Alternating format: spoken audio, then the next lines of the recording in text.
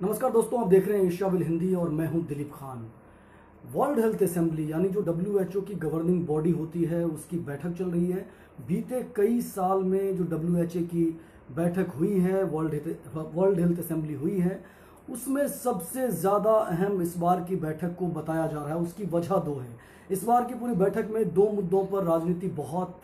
गर्मा गई है। दो मुद्दों पर दुनिया के ज़्यादातर देश, 100 से ज़्यादातर देश लगभग लामबंद हुए पड़े हैं। उसमें दो गुटों में साफ तौर पे दिख रहा है कि दुनिया बढ़ चुकी है। उसमें चाइना को कॉर्नर करने के लिए, यानी चीन को एक अलग थलग करने के लिए ऑस्ट्रेलिया ने एक मोशन मूव किया है, जिसको यूरोपियन यूनियन का भी समर्थन हासिल है। और दूसरा मुद्दा है कि अमेरिका ने ताइवान को डब्ल्यूएचओ की सदस्यता दिलाने के लिए एक रिजोल्यूशन पेश किया है। तो आज की बैठक में क्या बात हुई? 2 दिनों की बैठक है, आज और कल 2 दिन तक चलना है। हम ये पूरी बात आपको समझाएंगे, लेकिन उससे पहले इस वीडियो को शेयर कर दीजिए ताकि और भी लोग इसे देख पाए। तो सबसे पहले बातचीत शुरू करते हैं कि डब्ल्यूएचओ क्या है। डब्ल्यूएचओ के बारे में तो आमतौर पर लोग जानते हैं कि वो वर्ल्ड हेल्थ ऑर्गेनाइजेशन है, लेकिन जो वर्ल्ड हेल्थ असेंबली है ये क्या है? जैसे आमतौर पर ऐसे समझिए इसको कि जैसे हमारे यहाँ योजना आयोग होती है, योजना आयोग होता है, उसमें जो आमतौर पे जो उसकी गवर्निंग की जिम्मेदारी होती है वो उसके उपाध्यक्ष की होती है। लेकिन योजना आयोग साल भर क्या करेगा क्या नहीं करेगा, जिसका नाम अब नीति आयोग कर दिया गया है, तो नीति आयोग साल भर क्या करेगा क्या नहीं करेगा उसकी रूपरेखा तय की जाती है, उस मुताबिक वो बिहेव करता है। इसी तरह वर्ल्ड हेल्थ ऑर्गेनाइजेशन साल भर में क्या करेगा इसको तय करने की जिम्मेदारी वर्ल्ड हेल्थ असेंबली की होती है, जिसमें डब्ल्यूएचओ के सारे सदस्य देश मिलकर साल भर में एक बार फैसला करते हैं। ये सालाना बैठक होती है और इस बैठक में जो डब्ल्यूएचओ के सारे सदस्य देश है, यानी 194 सदस्य देश, वो बैठते हैं और 3 चीज़ों पर आमतौर पर एक व्यापक सहमति हासिल करने की कोशिश करते हैं। वो 3 चीज़ें होती है कि साल भर के लिए डब्ल्यूएचओ की प्रायोरिटी क्या होगी, यानी प्राथमिकता क्या होगी, किन मुद्दों पर डब्ल्यूएचओ साल भर काम करेगा, साल भर का बजट क्या होगा, कैसे बजट एलोकेशन होगा डब्ल्यूएचओ का, और तीसरी बात कि लीडरशिप की भूमिका क्या होगी, लीडरशिप में कौन होगा नहीं होगा, इस तरह की चीज़ें हर साल की बैठक में तय होती है। आमतौर पर यह बैठक स्विट्जरलैंड के जिनेवा में होती है, लेकिन इस बार कोरोना वायरस के कारण बैठक फिजिकली नहीं हो रही है, इसलिए वीडियो कॉन्फ्रेंसिंग के जरिए बैठक को अंजाम दिया जा रहा है। और आज से जब बैठक शुरू हुई उससे पहले से, कुछ दिन पहले से लगातार इस बात को लेकर गहमा गहमी चल रही थी कि कोरोना वायरस के बाद के दौर में जिस तरह चीन और अमेरिका के बीच में तनातनी का दौर हम लोगों ने देखा, उसके बाद साफ लग रहा था कि जो डब्ल्यूएचओ की बैठक होगी उस बैठक में ये मुद्दा बहुत जोर शोर से उठने वाला है। डोनाल्ड ट्रंप जिस तरह की बयानबाजी कर रहे थे बीते दिनों, उसके जवाब में शी जिनपिंग जिस तरह का बयान दे रहे थे चाइना से, इससे साफ लग रहा था कि डब्ल्यूएचओ की बैठक इस बार बेहद अहम होने वाली है। इस पर जो पॉलिटिक्स कोरोना वायरस की उत्पत्ति को लेकर हो रही है, उसके फैलाव को लेकर हो रही है, उसको ना रोकने की जिम्मेदारी एक दूसरे पर शिफ्ट करने को लेकर हो रही है, उसकी सारी चर्चा चल रही है। तो 2 मुद्दे हैं। पहला मुद्दा जो मैंने बताया कि जो कोरोना वायरस है, कोरोना वायरस कैसे पैदा हुआ, इसमें जहां भी ये कोरोना वायरस पैदा हुआ सभी सदस्य देशों ने इसको रोकने में क्या भूमिका निभाई, डब्ल्यूएचओ की क्या भूमिका रही, इस पर बातचीत चल रही है। दूसरा मुद्दा है जो बिल्कुल अलग मुद्दा है, वो है ताइवान की मेंबरशिप का। तो हम पहले मुद्दे पर बातचीत करते हैं और समझाने की कोशिश करता हूं आपको कि ये क्या है मसला। मसलन आपको याद होगा कि बीते 1-2 महीने से, जनवरी फरवरी से ही लगातार चीन और अमेरिका के बीच में ब्लेम गेम चल रहा है। डोनाल्ड ट्रंप ने बार बार ये कहा कि चीन ने इस वायरस पर काबू पाने के लिए जो कोशिश करनी चाहिए थी वो कोशिश चाइना ने नहीं की। शुरुआत के बहुत दिनों तक, शुरुआती 2 महीने तक चीन लगातार इसको चाइनीज वायरस कहता रहा या वुहान वायरस कहता रहा। जो अमेरिकी खेमे के देश हैं वो भी लगातार उसी शब्दावली का प्रयोग करते रहे। इसी कारण आपको याद होगा कि जब G8 की बैठक हुई थी उसमें माइक पोम्पियो जो विदेश मंत्री है अमेरिका के, वो कोरोना वायरस को वुहान वायरस लिखने के लिए इस तरह अड़ गए कि फाइनली जो ज्वाइंट स्टेटमेंट होता है वो स्टेटमेंट ही जारी नहीं किया गया। तो उसके बाद अमेरिका और चाइना की तरफ से बार बार कई तरह की बयानबाजी सामने आई। चीन ने उसके बाद काउंटर में ये कहा कि ये वायरस वुहान में ना पैदा नहीं हुआ है, बल्कि इसको अमेरिकी सेना ने चाइना में लाके छोड़ा है और इसका सबूत चाइना के पास है। चाइना ने एक वीडियो ट्वीट किया था जो अमेरिकी एक कार्रवाई थी, एक बैठक की का वीडियो था। उस बैठक के वीडियो में जनवरी महीने में कोविड-19 का जिक्र किया जा रहा था। कोविड-19 भी नहीं, जो सार्स ये वायरस है कोरोना वायरस, उसका जिक्र किया जा रहा था। लेकिन उसके बाद पिछले महीने से मामला बिल्कुल पलट गया। उसके बाद अमेरिका से ज्यादा इस पूरे मामले में ऑस्ट्रेलिया ने लीड ले ली और ऑस्ट्रेलिया ने लगातार ये मांग की दुनिया भर में कि पूरे मामले की निष्पक्ष जांच होनी चाहिए और अगर इसमें चाइना का रोल है तो चाइना पर एक इंडिपेंडेंट इंटरनेशनल इन्वेस्टिगेटिव टीम जाए और ये जांच करे। और इस पूरे मामले को फिर जर्मनी का सपोर्ट मिला और कई देशों ने एक तरह की लामबंदी शुरू की जो चाइना के खिलाफ लामबंदी थी। चीन लगातार ये दावा करता रहा कि इस तरह की किसी जांच को वो अपने यहाँ अंजाम नहीं होने देगा, वो किसी भी इंटरनेशनल समूह द्वारा कोई इंडिपेंडेंट जांच नहीं होने देगा अनलेस एंड अनटिल की जो पहले से रिकॉग्नाइज्ड बॉडी है जैसे WHO की अगर कोई टीम आती है तो उसके लिए चीन वेलकम करेगा और जांच होने देगा। चीन ने इस बात को आज भी दोहराया। आज शी जिनपिंग ने क्या कहा मैं वो बात बताऊंगा आपको। लेकिन उसके बाद जब ऑस्ट्रेलिया ने इस तरह की मुहिम शुरू की तो चीन और ऑस्ट्रेलिया के बीच में तनातनी बढ़ गई। उसके बाद चीन ने ऑस्ट्रेलिया से जो सामान इंपोर्ट होता है उस पर टैरिफ बढ़ा दिया और साथ ही जो ऑस्ट्रेलिया मीट एक्सपोर्ट करता है चीन को, वो उस मीट एक्सपोर्ट पर बैन लगा दिया गया। ऑस्ट्रेलिया ने कहा कि आप फाइनेंशियल जो दबाव है वो दबाव बनाना चाहते हैं और ये तनातनी लगातार चल रही थी। आज सुबह तक 62 देशों ने जो ऑस्ट्रेलिया का जो रिजोल्यूशन है ऑस्ट्रेलिया और यूरोपियन यूनियन का, उसमें 62 देशों ने हस्ताक्षर किया था। लेकिन शाम होते होते अब तक 120 से ज्यादा देश इस पर सहमति जता चुके हैं, उसमें भारत भी शामिल है। भारत ने भी इस बात की जो अभी WHO में रिजोल्यूशन पेश हुआ है उसमें जो बातें कही उसमें चीन का नाम नहीं है। आमतौर पर डिप्लोमेसी में बहुत सर्टन शब्दावली नहीं होती है, लेकिन एक पॉलिटिक्स होती है जिस पॉलिटिक्स के जरिए किसी देश पर दबाव बनाने की कोशिश की जाती है। इसमें 7 पन्ने का रिजोल्यूशन है। 7 पन्ने के रिजोल्यूशन में बाकी बातें बहुत सामान्य है कि हम सभी सदस्य देश एकजुटता जाहिर करते हैं, जो लोग कोरोना वायरस और कोविड-19 के चलते जिनकी डेथ हुई है उनके प्रति संवेदना व्यक्त करते हैं। इस तरह की सामान्य बातें हैं जो रूटीन तरह की चीजें होती है किसी रिजोल्यूशन में। 2 महत्वपूर्ण पॉइंट है जिस पॉइंट पर पूरी दुनिया में चर्चा चल रही है। वो पॉइंट है जिसमें रिजोल्यूशन में ये कहा गया है कि कोविड-19 कोरोना वायरस की उत्पत्ति, इवैल्यूएशन की इम्पार्शियल, इंडिपेंडेंट एंड कॉम्प्रिहेंसिव जांच, यानी निष्पक्ष, स्वतंत्र और व्यापक जांच होनी चाहिए कि इसकी उत्पत्ति कैसे हुई और उसके बाद इसको रोकने में सदस्य देशों ने क्या भूमिका निभाई। साथ ही सबसे महत्वपूर्ण बात जो है, एक लाइन की बात है, उसमें वो बात कही गई है कि इसकी जूनोटिक सोर्स क्या है। जूनोटिक सोर्स का मतलब होता है कहां से इसकी उत्पत्ति हुई, जिसको लेकर पूरी दुनिया में अमेरिका, ऑस्ट्रेलिया, जर्मनी समेत तमाम मुल्क बार बार ये कह रहे हैं, ये इल्जाम लगा रहे हैं कि वुहान में ये वायरस सबसे पहले सामने आया था। लेकिन जो इल्जाम है कई देशों का, वो इल्जाम ये है कि क्या इस वायरस को चीन ने अपने लैब में बनाया। इसको लेकर चीन लगातार ये दावा कर चुका है इससे पहले भी कि उसके जो साइंटिस्ट है, उसके जो रिसर्चर हैं, उन रिसर्चर ने जब शोध किया तो उसको सोर्स का अब तक पता नहीं चल पाया है। WHO ने भी यही क्लेम किया कि अब तक ये पता नहीं चल पाया है कि ये वायरस कैसे पैदा हुआ, लेकिन इतना जरूर कहा है कि ये लैब में पैदा नहीं हुआ है। दुनिया के और भी कई देशों के जो रिसर्चर हैं, उन रिसर्चर ने जो कोरोना वायरस का DNA है उसकी कई सारी बारीकियों को देखते हुए ये दावा किया कि ये वायरस प्राकृतिक है और इसको लैब में बनाया नहीं गया है। लेकिन इसके बावजूद एक चर्चा चल रही है, उस चर्चा पे चाइना को कॉर्नर करने की कोशिश की जा रही है। इसके बाद चीन ने यह कहा कि शुरुआती दिनों में यह कहा कि इंटरनेशनल ऑब्जर्वर के बदले चीन खुद ये जांच करेगा, बहुत इंपार्शियल तरीके से जांच करेगा और जो भी नतीजे आएंगे सबके सामने रखा जाएगा। चीन ने इस तरह जैसे इस बात को देखा कि अगर इंटरनेशनल कम्युनिटी वहां पर इन्वेस्टिगेशन टीम भेजती है तो शायद जो चाइना का जो पीपल्स जो अखबार है, जो पीपल डेली अखबार है, जो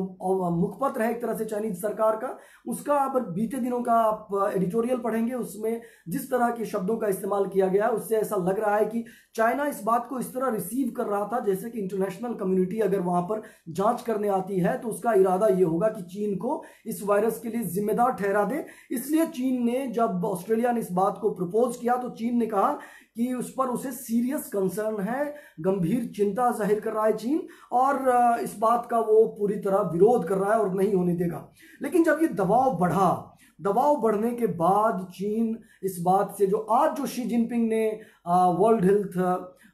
जो WHO है, असेंबली है, उसकी बैठक में जो बात कही चाइना ने, वो बात बहुत महत्वपूर्ण है। चीन ने ये कहा, शी जिनपिंग ने ये इशारा किया, संकेत किया कि वो WHO की अगुवाई में इस तरह की बैठक, इस तरह की जांच का वो समर्थन करते हैं, लेकिन अमेरिका की अगुवाई वाली किसी जांच दल को वो चीन में जांच की जिम्मेदारी देने से अभी भी इनकार कर रहे हैं। शी जिनपिंग ने कहा कि एक बार ये पैंडेमिक ओवर हो जाए, ये महामारी का दौर खत्म हो जाए, फिर उसके बाद इस तरह की जांच के लिए चाइना अपना दरवाजा खोलेगा और किसी भी जो WHO की अगुवाई में, इंटरनेशनल बॉडी की अगुवाई में इस तरह की अगर जांच दल आता है तो उसको सपोर्ट करेगा। साथ ही चीन ने इस मंच का, आज जो WHO की बैठक में पहले दिन जो शी जिनपिंग का संबोधन था, उसमें उन्होंने 2-3 बातों में अपर हैंड लेने की भी कोशिश की। चीन ने खुद को यह जताने की कोशिश की कि वो इंटरनेशनल कम्युनिटी, जो अंतर्राष्ट्रीय समुदाय है, उसका वो सबसे बड़ा हितैषी है। खास करके जो विकासशील देश है उसकी अगुवाई करने के लिए चीन हमेशा आगे रहता है और हमेशा तत्पर रहता है। आज चीन ने यह भी ऐलान किया कि वो यूनाइटेड नेशन को $2 अरब की मदद कर रहा है, सहायता राशि दे रहा है, और इसके बाद चीन अफ्रीका के देशों में अस्पताल और हेल्थ इंफ्रास्ट्रक्चर की सुविधाओं को बहाल करने में भी मदद करेगा। चीन ने यह पेशकश की। चीन ने यह भी कहा कि वो हमेशा से खुली, पारदर्शी और जिम्मेदार भूमिका निभाता रहा है। इसके बावजूद जो ऑस्ट्रेलिया और यूरोपियन यूनियन की अगुवाई में ये जो अभी रिजोल्यूशन पेश किया गया है, इसको पारित कराने की पूरी कोशिश की जा रही है। 194 सदस्य देशों में अगर ये रिजोल्यूशन को पारित करवाना है तो 2/3 बहुमत की दरकार होगी, और उसको समर्थन जुटाने के लिए अभी दुनिया के कई देशों से संपर्क किया जा रहा है। दिलचस्प यह है कि जो अमेरिका लगातार चीन को कॉर्नर करने की कोशिश कोरोना वायरस की उत्पत्ति को लेकर कर रहा था, उस अमेरिका ने इस पूरे रिजोल्यूशन पे हस्ताक्षर नहीं किया है, और अभी इसकी जिम्मेदारी पूरी ऑस्ट्रेलिया और यूरोपियन यूनियन ही निभा रहा है, और इसमें भारत समेत कई देशों ने हस्ताक्षर किए। पाकिस्तान ने नहीं किया, बल्कि भूटान, इस तरह के जो बांग्लादेश और जो पड़ोसी देश हैं, इन देशों ने किया है। अब इसके बाद जो दूसरा बड़ा मुद्दा है जिस पे अभी चर्चा चल रही है और चीन को जो कॉर्नर करने की कोशिश की जा रही है, जिस तरह अभी कोरोना वायरस की जांच को लेकर चाइना एक बैकफुट पे गया, उसकी वजह यह है कि चाइना के जो कई सारे नेचुरल अलाई है, जो स्वाभाविक दोस्त हैं, जैसे मान लीजिए कि रूस है या फिर इंडोनेशिया है, इन देशों ने भी कोरोना वायरस की जांच वाली जो अभी रिजोल्यूशन है उस पर हस्ताक्षर किया है। तो जाहिर सी बात है कि चीन पर एक दबाव, पॉलिटिकल प्रेशर बना, और चीन अभी इस बात को मंजूरी एक तरह से दे दिया कि WHO की अगुवाई वाली टीम को वो अपने यहाँ जांच के लिए आने देगा। लेकिन अभी जो सबसे महत्वपूर्ण, उसके बाद दूसरा जो मुद्दा चल रहा है जिसमें अमेरिका जिसको लीड कर रहा है, इस वाले मामले में अमेरिका लीड नहीं कर रहा, दूसरा मामला है, वो मामला बहुत इंटरेस्टिंग है। 3-4 साल से ये मुद्दा चल रहा है, और ये मुद्दा है ताइवान को विश्व स्वास्थ्य संगठन की वापस सदस्यता दिलाने की। 2009 से लेकर 2016 तक ताइवान WHO का एक ऑब्जर्वेटरी स्टेट था, जो बेसिकली जिसको वोटिंग राइट नहीं होता है, लेकिन वो हर इस तरह की बैठक में, जो WHO की बैठक होती है, उसमें वो शरीक होता रहा है। लेकिन 2016 में जब वहाँ पे ताइवान में जब सरकार बदली और प्रो इंडिपेंडेंस सरकार बनी, और साई इंग वेन की अगुवाई में जब ये नई सरकार बनी, तो चीन ने उसके बाद ताइवान की सदस्यता को लेकर वीटो किया, एक तरह से अड़ गया, और उसके बाद से ताइवान 2016 से WHO से बाहर है। आमतौर पे कोई भी देश, सदस्य देश WHO में आएगा या नहीं आएगा, किसी को पूर्ण सदस्यता मिलेगी या नहीं मिलेगी, ये कंसेंसस से तय होता है, यानी व्यापक सहमति, सर्वसम्मति से तय होता है। चीन इसका विरोध कर रहा है। चीन का मानना है कि 2016 में जो ताइवान में सरकार बनी, वो 1992 में जो चाइना और ताइवान के बीच में समझौता था, वन चाइना एग्रीमेंट, उस एग्रीमेंट का उल्लंघन कर रहा है। इसलिए जो ताइवान की सरकार को, जब तक वो वन चाइना पॉलिसी को नहीं मानेगी वो सरकार, तब तक वो इंटरनेशनल फोरम पे चाइना, उस सरकार का और ताइवान का विरोध करता रहेगा। अभी कोरोना वायरस के बाद ताइवान की चर्चा दुनिया भर के मुल्कों में हो रही है। ये लगातार कहा जा रहा है कि ताइवान ने कोरोना वायरस से लड़ने में जिस तरह की तत्परता दिखाई, जिस तरह का पॉजिटिव एटीट्यूड दिखाया, उससे दुनिया के बाकी देशों को सबक लेने की दरकार है। कोरोना वायरस के बाद अब तक अगर आप देखें तो ताइवान में 440 केस सामने आए हैं और मात्र 7 लोगों की डेथ हुई है। उसके बाद ताइवान ने भी जो डिप्लोमेसी है उसको एक्सटेंड करते हुए दुनिया के कई देशों में मास्क, पीपीई किट, इस तरह के सामानों की सप्लाई करनी शुरू की और एक व्यापक एक सहमति बनाने की कोशिश की कि डब्ल्यूएचओ की सदस्यता उसकी बहाल की जाए। लेकिन अमेरिका इस पूरे मामले को लेकर, ताइवान के मामले को लेकर चीन को घेरने की तैयारी में बीते कई दिनों से जुटा हुआ है और जो अमेरिका की सीनेट है वहां पर एक बिल पारित किया गया और सीनेट में बिल पारित करने के बाद जो विदेश मंत्री है माइक पोम्पियो, उसको ये जिम्मेदारी दी गई कि विश्व स्वास्थ्य संगठन में ताइवान को वापस लेने के लिए जब वर्ल्ड हेल्थ असेंबली की बैठक होगी तो उसमें दुनिया के सभी देशों को एकजुट किया जाए और चाइना को अलग थलग करके ये जताने की कोशिश की जाए कि अमेरिका और चीन के बीच में ये जो तकरार चल रही है उस तकरार में अमेरिका चाइना से कहीं आगे है और वर्ल्ड ऑर्डर, अभी जो विश्व व्यवस्था है उस विश्व व्यवस्था में अमेरिका अपर हैंड में है। इसलिए ताइवान की सदस्यता का मामला इतना जोर शोर से उठ रहा है। इसमें ताइवान के साथ जो दूसरे देश हैं उसमें जो अभी जो रिजोल्यूशन है, जिस तरह पहला रिजोल्यूशन का मैंने जिक्र किया उसी तरह इसमें भी ये कहा गया है कि आप ताइवान को वापस बहाल कीजिए। इस पर चाइना क्या आपत्ति जता रहा है? चाइना कह रहा है कि ये जो पॉलिटिकल इशू है कि सदस्यता रहे या ना रहे, अभी कोरोना वायरस का दौर है और कोरोना वायरस के दौर में दुनिया को कोविड-19 के खिलाफ लड़ने के लिए एकजुट होना चाहिए। इस बात पर ध्यान केंद्रित करना चाहिए कि इस महामारी से कैसे निपटा जाए। इसकी बजाय जो अमेरिका है वो पूरे मामले का और वर्ल्ड हेल्थ असेंबली के फोरम का इस तरह इस्तेमाल कर रहा है कि उसको पॉलिटिकल एटमॉस्फेयर तैयार किया जाए, पॉलिटिसाइज कर रहा है। चाइना का ये आरोप है और ये भी कह रहा है कि डब्ल्यूएचओ को जिस शब्द का इस्तेमाल किया चाइना ने, डब्ल्यूएचओ की फोरम को वो किडनैप कर रहा है अमेरिका।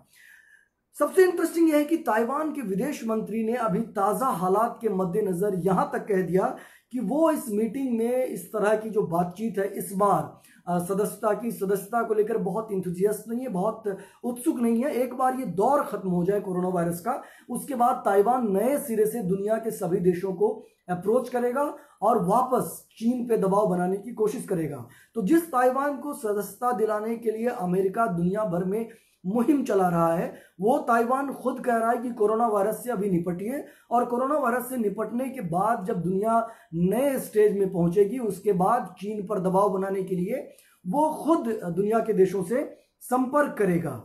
चाइना इस पर क्या क्या आपत्ति जता रहा है, उसमें एक आपत्ति मैंने आपको बता दी कि प्रो इंडिपेंडेंस सरकार बनने के बाद चीन ये लगातार कह रहा है कि आप 1992 के एग्रीमेंट से आप सहमति जताइए, उसके बाद हम आपको कोई भी इस तरह का सपोर्ट करेंगे। चीन ये कह रहा है कि जो चीन का मुखपत्र है सरकार का उसमें ये कहा गया है कि 20 अप्रैल तक चीन ने अमेरिका का, जिस तरह चीन ने कहा कि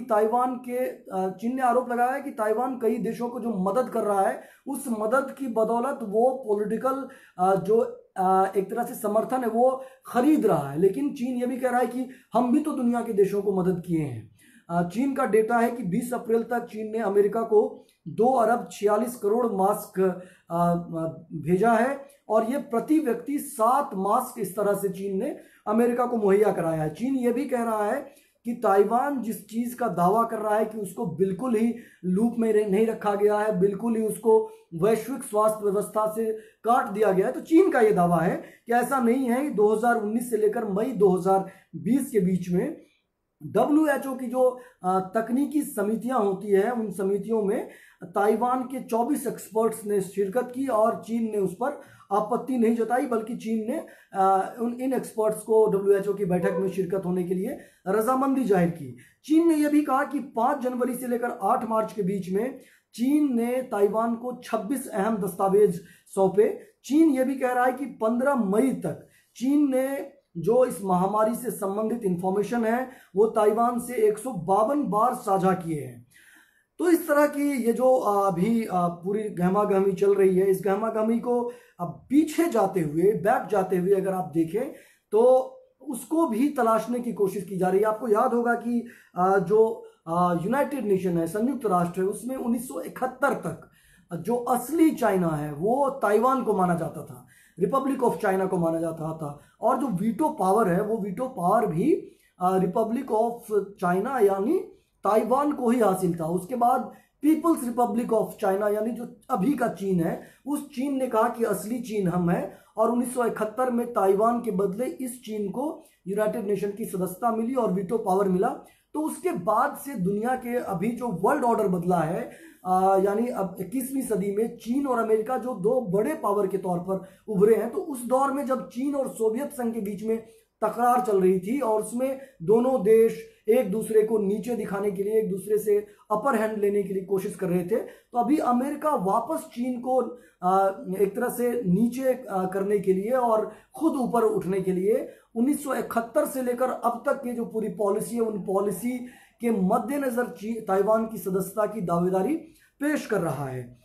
ताइवान के विदेश मंत्री का जो मैंने हवाला दिया, उसकी एक महत्वपूर्ण वजह यह है कि ताइवान इसलिए इस पूरे मामले पे थोड़ा सा बैकफुट पे दिख रहा है क्योंकि ताइवान का जो डिप्लोमेटिक रिलेशन है, फॉरेन अफेयर्स में कई तरह के रिलेशन होते हैं। एक जैसे नॉर्मल रिलेशन होता है, डिप्लोमेटिक रिलेशन होती है, स्ट्रेटेजिक रिलेशन होता है। तो डिप्लोमेटिक रिलेशन ताइवान का 15 देशों के साथ ही है। उन 15 देशों में जैसे सल्वाडोर है, या जो ज़्यादातर लैटिन अमेरिका के देश हैं, कुछ पैसिफिक देश हैं, और कुछ देश यूरोप के हैं जैसे वेटिकन सिटी। तो 15 देशों में वेटिकन ने चाइना के ताइवान के इस बिड का, यानी ताइवान की इस दावेदारी का समर्थन नहीं किया है। ताइवान को पता है कि जब तक सभी देश उसके समर्थन में नहीं रहेंगे तब तक इस तरह की मुहिम का कोई मतलब नहीं है, सिर्फ एक पॉलिटिकल चर्चा होगी। तो जो उसके डिप्लोमेटिक रिलेशन वाले देश हैं वही देश फिलहाल ताइवान के पक्ष में अभी पूरी तरह से नहीं है। तो इसलिए ताइवान अभी बैकफुट पे जाता हुआ दिख रहा है और अभी ये जताने की कोशिश कर रहा है कि वो दुनिया को बचाने में एक तरह से जो कोविड-19 का मामला है उसमें वो ज़्यादा संलग्न है, ज़्यादा संलिप्त है, और ये कोशिश हर देश कर रहा है। चीन भी यही जेस्चर दिखा रहा है, अमेरिका भी यही जेस्चर दिखा रहा है, ऑस्ट्रेलिया भी यही जेस्चर दिखा रहा है। लेकिन सारे जेस्चर के बीच में जो अपना पॉलिटिकल इंटरेस्ट है, उस पॉलिटिकल इंटरेस्ट को असर्ट करने की कोशिश लगातार की जा रही है। तो वर्ल्ड हेल्थ असेंबली की कल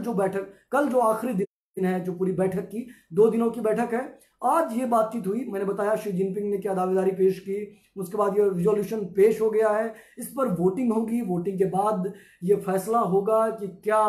जो WHO की अगुवाई में कोई, या WHO की रोल की जो जांच करने की बात की जा रही है, उस जांच पे क्या सहमति बनती है, क्या सहमति नहीं बनती है। और चाइना क्या अपने यहाँ,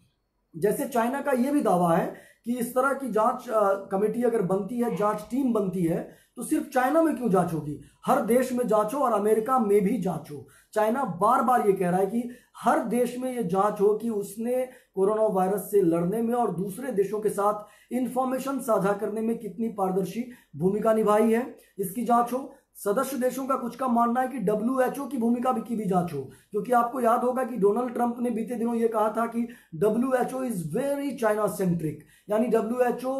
की जो भूमिका है वो बहुत चीन केंद्रित है, और ये भी कहा था कि वो चीन की एक तरह से माउथ पीस की तरह बात कर रहा है WHO। तो इन सारे इल्ज़ाम के बीच में WHO पे जो अभी जांच की बात कर रही है, WHO की जिम्मेदारी की बात चल रही है, चीन की जिम्मेदारी की बात चल रही है, उसमें WHO को लेकर एक सवाल ये भी उठ रहा है कि बीते दिनों जैसे इबोला का मामला है या H1N1 वायरस का मामला है, उस वायरस के दौर में भी WHO ने जिस तरह की भूमिका निभाई उस पर कई सारे देश सवाल उठा रहे हैं कि 2009 में H1N1 को WHO ने पेंडेमिक घोषित कर दिया था। लेकिन कई देशों का मानना है कि पेंडेमिक घोषित करने के बाद उन देशों ने H1N1 को रोकने पे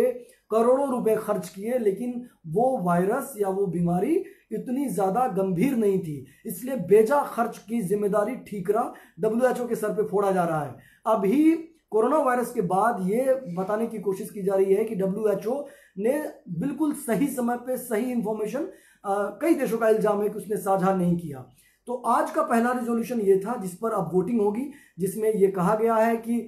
जो कोरोना वायरस है उसकी स्वतंत्र, निष्पक्ष और व्यापक जांच हो, उसकी उत्पत्ति की जांच हो और कैसे इस वायरस की उत्पत्ति हुई, कहां से उत्पत्ति हुई, इसकी जांच हो। इंटरनेशनल कम्युनिटी में स्वतंत्र एक जांच दल बने, WHO की अगुवाई में बने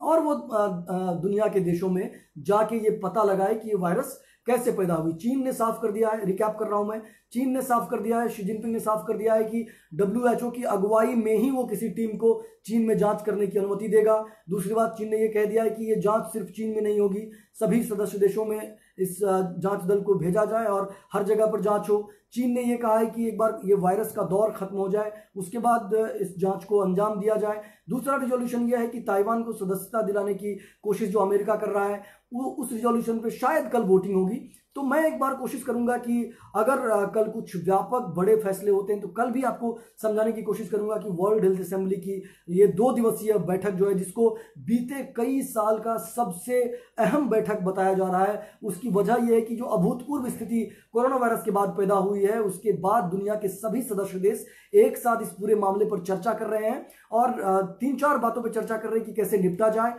निपटने में क्या कमी रह गई, कोरोना वायरस की उत्पत्ति को लेकर जो अलग अलग तरह की थ्योरीज आ रही है उसको एक तरह से उसकी जांच हो और उसके बाद जो प्रमुख चीज है कि बजटिंग कैसे हो, आगे का रोड मैप क्या हो, किस तरह WHO आने वाले दिनों में अपने रोल को रीडिफाइन करे या इसी तरह जो जिस तरह की कोशिश अभी चल रही है उसी रास्ते पर WHO चलता रहे। तो इस तरह की बातचीत अभी 2 दिनों तक चलेगी और ये बैठक कल शाम को जब खत्म होगी तो उसमें बहुत कुछ साफ हो जाएगा कि क्या ये दोनों रिजोल्यूशन जिस पर पूरी दुनिया में चर्चा चल रही है, पहला रिजोल्यूशन जो इस वायरस की जांच की बात है, दूसरा जो ताइवान को वापस WHO की मेंबरशिप बहाल करने की बात है,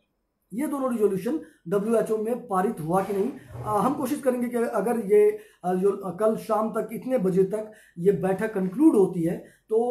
पूरे बैठक में 2 दिनों में क्या बातचीत हुई वो सारी बातें आपको समझाऊं। अगर ये वीडियो आपको आज पसंद आया हो तो आप इसे शेयर कीजिएगा और आखिर में एक बात की लॉकडाउन के दौरान आप क्या कर रहे हैं इससे जुड़ा हुआ वीडियो हमें बना के भेजें। 1 मिनट का वीडियो हो तो बहुत बढ़िया, अगर थोड़ा सा ज्यादा हुआ तो हम काट छांट कर लेंगे। एक व्हाट्सएप नंबर बताने वाला हूं, उसी व्हाट्सएप नंबर पर ये वीडियो आपको भेजना है। नंबर है 9003074655। और आखिर में एक बात की